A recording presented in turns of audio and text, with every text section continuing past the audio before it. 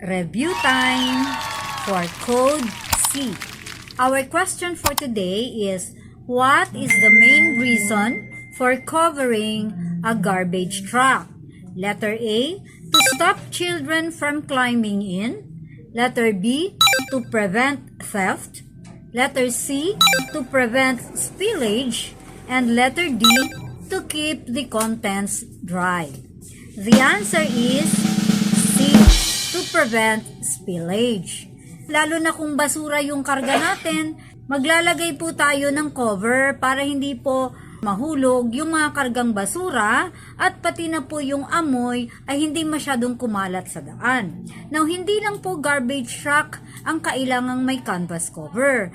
Yun pong mga dump truck na may kargang graba at buhangin. Dahil po kung nakatry po kayo na sumusunod kayo sa isang dump truck na may kargang buhangin na walang canvas cover or trapal, di ba po pumipisik sa ating windshield yung karga niyang buhangin. At may nahuhulog sa daan at pwede po siya makakos ng aksidente.